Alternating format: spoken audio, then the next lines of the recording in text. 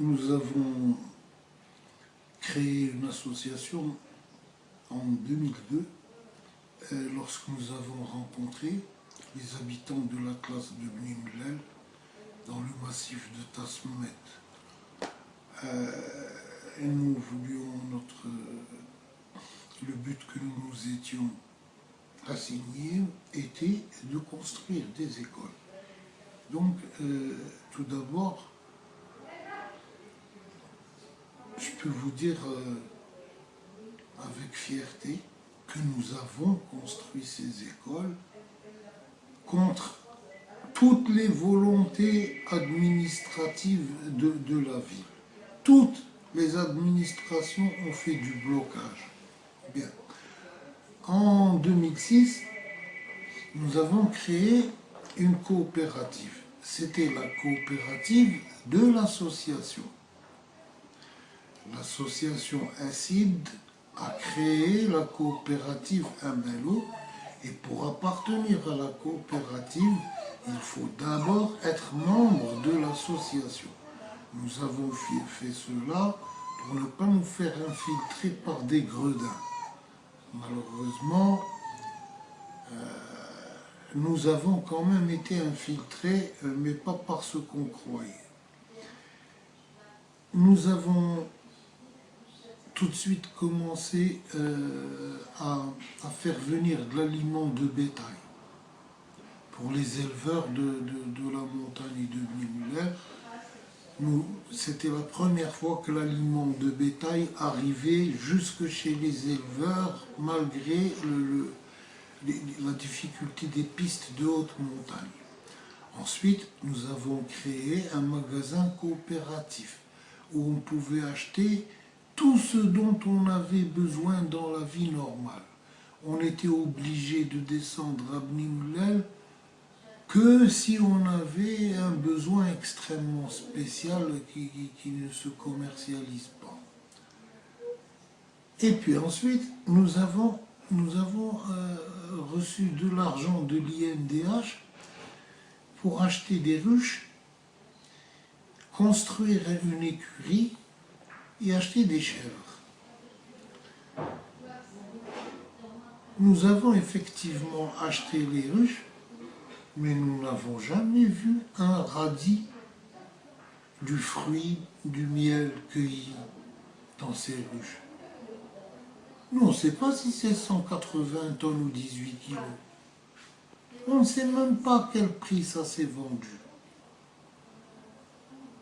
Ensuite, nous avons exigé d'avoir des comptes parce que nous étions en train de devenir un truc, une coopérative de n'importe quoi.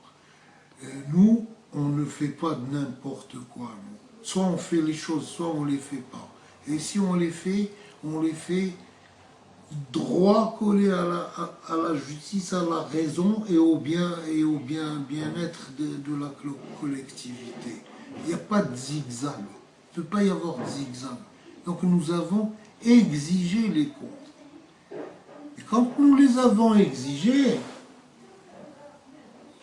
ce monsieur, il nous a présenté les comptes de 2006, 2007, 2008, 2009, alors qu'il n'y a pas eu d'assemblée générale pour le bilan. Et que son bilan, il n'a jamais été approuvé. Il n'a jamais fait de bilan annuel. Après, il arrive avec 4 ans, les présentant comme déjà validés. Validés où, par qui, combien vous étiez. Donc, à partir de là, le type s'est retrouvé avec un méchant problème, c'est que c'est un voleur qui ne sait pas voler. Je prends un exemple. Dans l'argent que nous a donné l'INDH, il y a l'argent pour construire l'écurie, pour recevoir 50 chèvres. Comment a été construite cette écurie? Elle a été construite avec de l'argent qui ne lui était pas assigné. Elle a été financée par la vente de 2 magasins coopératifs. Parce qu'ils avaient bouffé l'argent de l'INDH et ils étaient obligés de construire le local. Donc d'abord, il y a déplacement de finances à un poste sans avoir consulté l'Assemblée générale à un autre poste. Mais en plus, ce magasin qui a été vendu 2 fois, il n'en est pas sorti vivant. Non, il a été sacrifié pour remplir un trou que ces gens-là avaient fait dans l'argent de l'INDH destiné à la construction. Bon. Pourquoi est-ce qu'il n'y a pas eu de compte? Il n'y a pas eu de compte parce que je me bats avec le groupe de récupération de la coopérative depuis 2008 pour avoir les comptes.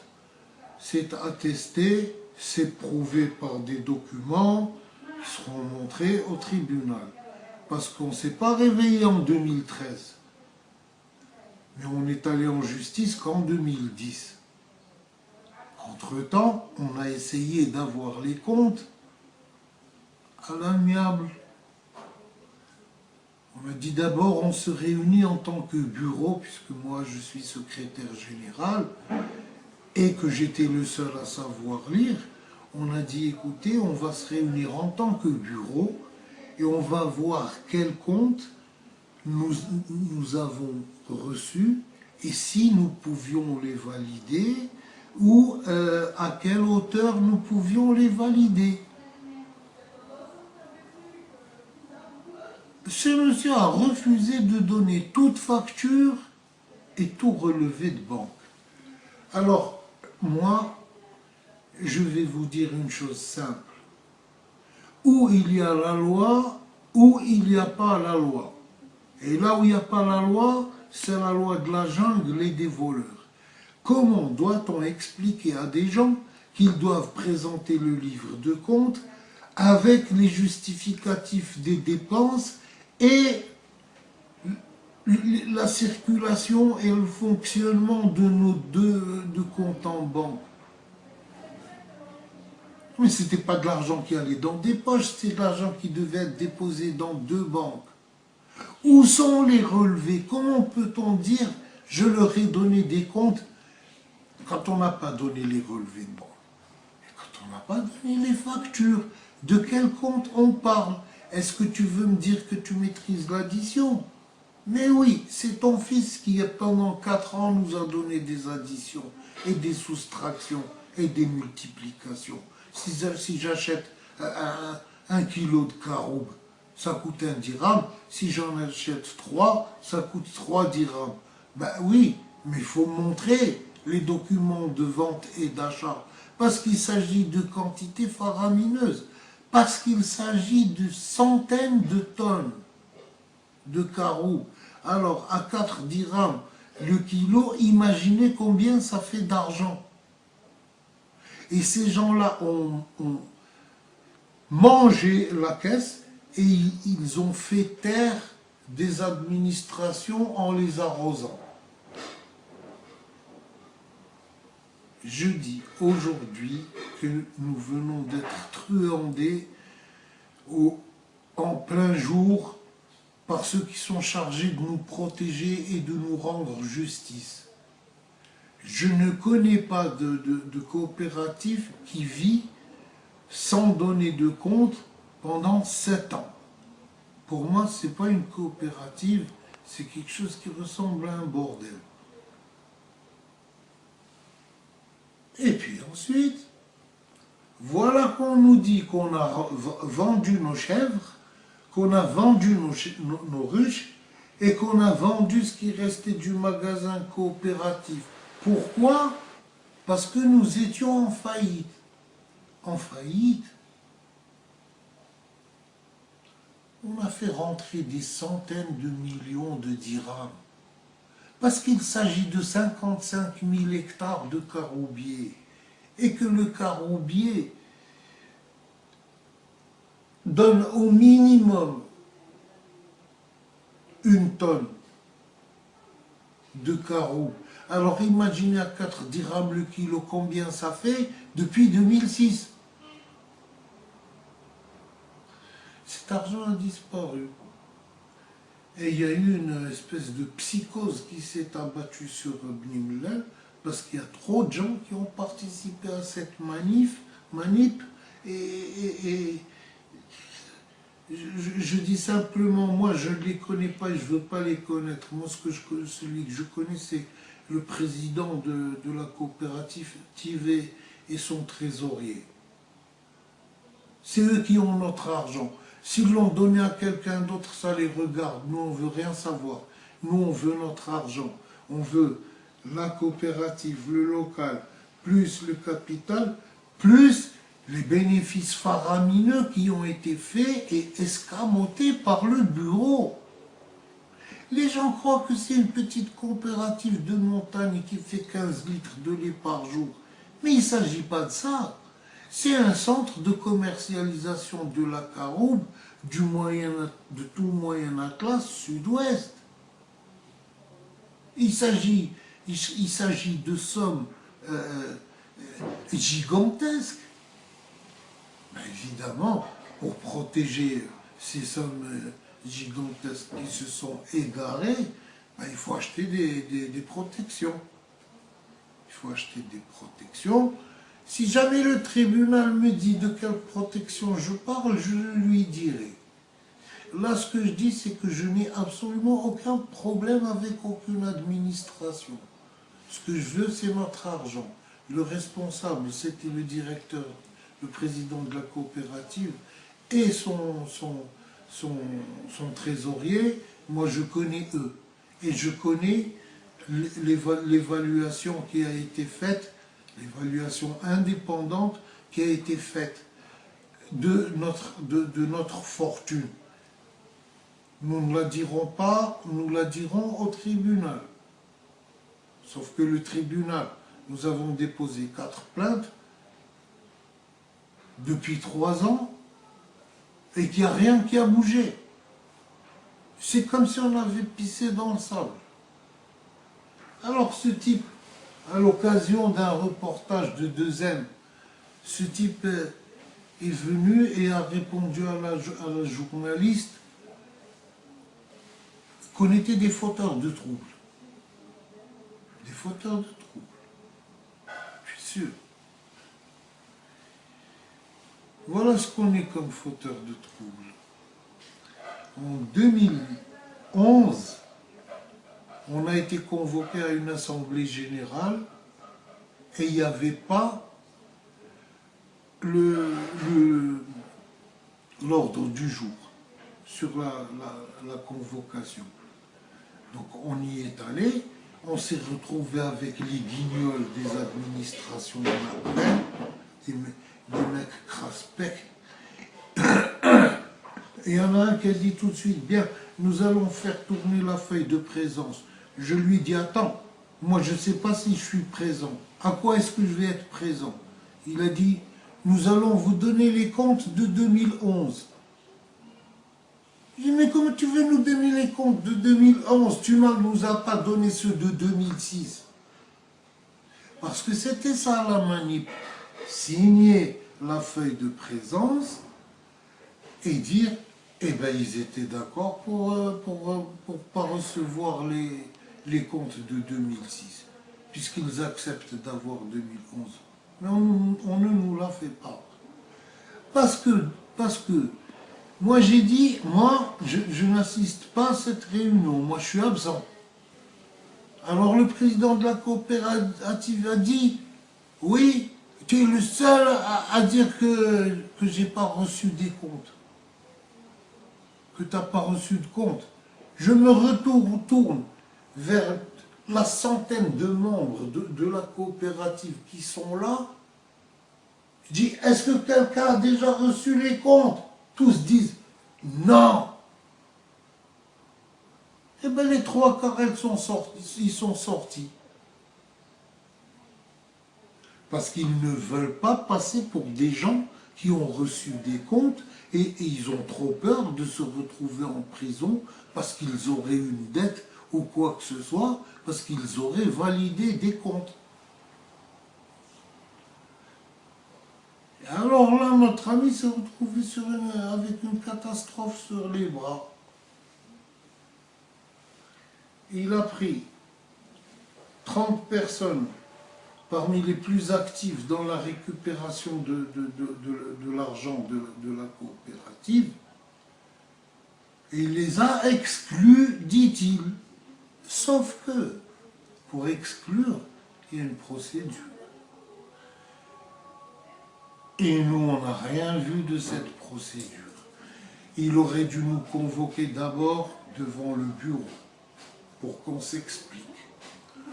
Ensuite, le bureau aurait décidé éventuellement de la tenue d'une assemblée générale, lors de laquelle nous aurions à nous expliquer sur notre comportement pour que les membres de la coopérative sachent si on doit être exclu ou pas. Lui, il n'a rien fait. Il nous a exclus dans sa tête. Il nous a exclus avec la complicité d'un mec. Celui-là, je ne lui pardonnerai pas. Parce que finalement, il est au centre de la manip. Il appartient à l'Office de développement des coopératives. Ce type-là, c'est un ennemi du genre humain. Et c'est loin d'être fini avec lui. Quel est le problème des comptes? Le problème des comptes, c'est qu'ils sont tous illégaux. Pendant 4 années, c'est son fils qui tenait le livre de comptes. C'est pas son fils qui nous a donné les comptes. Et d'ailleurs, nous, on n'a jamais élu commissaire aux comptes. On n'a jamais élu personne commissaire aux comptes. Quand il a voulu planquer son fils, il nous a sorti le technicien agricole. C'est-à-dire un type qui est chargé de nous apprendre à élever des chèvres. En aucun cas, il ne peut être commissaire aux comptes, c'est formellement interdit. Il n'a pas à porter 2 casquettes, c'est une aide extérieure. Quand ils ont vu qu'on était en train de chercher ce connard-là qui voulait le sauver, ils sont allés chez un soi-disant expert. Moi, je suis allé chercher. Je suis allé à Rabat, ma fille a été à Rabat, on a cherché si cet homme-là appartenait à l'ordre des experts comptables. On nous a dit non. Et ensuite, il n'est pas assermenté. On ne peut être assermenté que quand on est expert comptable. Et ce connard, sur son papier en tête, il y a marqué audit. Aucun comptable n'est habilité à faire un audit. Cela appartient à l'expert comptable. Tout ça, ce sont des lois claires et c'est écrit noir sur blanc sur le fascicule le droit des coopératives. Il ne laisse aucune zone d'ombre, aucun endroit équivoque. Il est clair, net et précis. Donc ça nous fait, on était maintenant 4 avec 4 experts et 0 compte, 0 papier. Quand ils ont reçu l'argent pour aller acheter des marchandises pour le magasin coopératif, ils achètent ça dans des grandes épiceries, les riz. Ils achètent les riz. Moule les riz. Mais ils leur donnent une facture. Mais le mec, il paye la TVA. Qui s'y croit qu'ils sont dans la jungle? Et tu n'as pas le droit d'acheter quelque chose sans facture. Ou alors tu sonnes l'alarme. Tu nous dis, alerte les mecs, il y a un mec qui ne veut pas me donner de facture.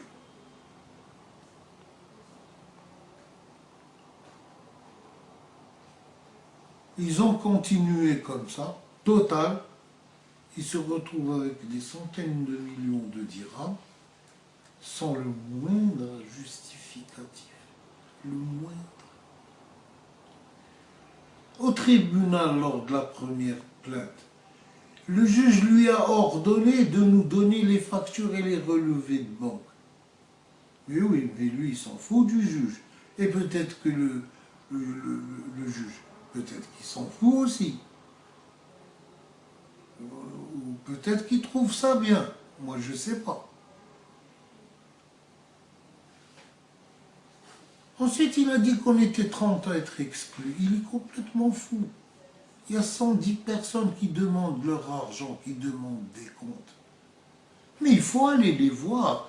Mais il faut lever son cul des bureaux et aller passer des journées là-bas et discuter avec les gens et chercher la vérité. Il ne faut pas venir en se pavanant en disant c'est moi l'autorité. C'est à l'autorité par quoi? L'autorité c'est par ta connaissance des situations et des gens. Va discuter avec les gens et demande-leur ce qu'ils pensent de tout ça. Maintenant, le trésorier. Le trésorier, il dit à 2M, non, je ne sais pas, je ne sais ni lire ni écrire. Comment un trésorier peut-il ne savoir ni lire ni écrire?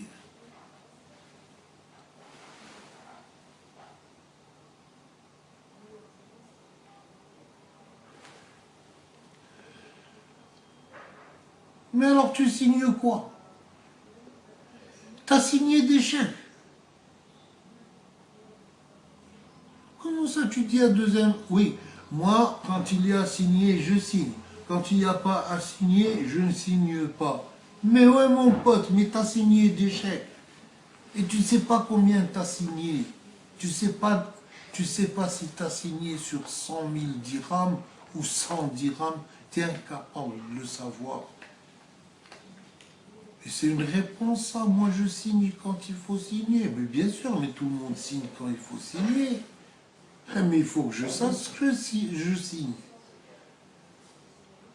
Toi, il y a l'autre salopard qui vient te voir, il te dit on a besoin de 20 000 dirhams, tu signes sur le chèque. Alors qu'en fait, sur le chèque, il y a 50 000 dirhams. Comment tu vas le deviner? Comment tu vas le deviner, toi? Ensuite, ce vice-trésorier, il a une caisse chez lui pour les dépenses courantes, disent-ils. En fait, c'est une caisse noire. Voilà ce que c'est. Combien d'argent a transité par cette caisse qui est chez le trésorier? Quand et quel montant? Cette caisse existe depuis 5-7 ans sans exister. Mais c'est quoi ce machin? Est-ce que c'est vraiment... est-ce qu'il faut s'armer maintenant quand on a raison pour se défendre? Et ben, on va prendre des faucilles. Nous, on a été à la justice, on a été à la gendarmerie, et voilà, on nous balade. 3 ans après, on nous balade. Cette histoire, elle est honteuse. Et quand je la raconte à des gens de Casablanca ou d'ailleurs, en tout cas de la ville, ils disent non, non, non, non, non, c'est pas possible, il y a un truc. Ton histoire, elle ne tient pas debout. Ben viens nous voir. Viens nous voir et regarde le reportage de 2M. Et tu verras. Tu verras. D'ailleurs, si je peux me permettre, la journaliste de 2M, je lui ai dit une seule chose. Je lui ai dit, s'il te plaît, trouve quelqu'un qui a reçu les comptes. Qu'il soit parmi ses 10 copains ou qu'il soit parmi les 110 que nous sommes. Peu importe. Une personne. Trouve-moi une personne qui a reçu des comptes depuis 7 ans. Mais c'est quoi ce machin?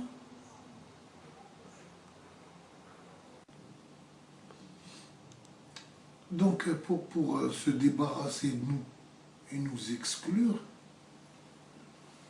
ce crétin, il n'a pas compris que pour exclure quelqu'un, il faut déjà être un certain nombre à voter en Assemblée générale. Et quand les petits petite frappe de la plaine. Ils lui ont dit il te faut un Coran. Il a fait rentrer 10 personnes qui ne font pas partie de la coopérative et qui nous ont exclus. Alors on a été exclus par des gens qui ne font pas partie de la coopérative.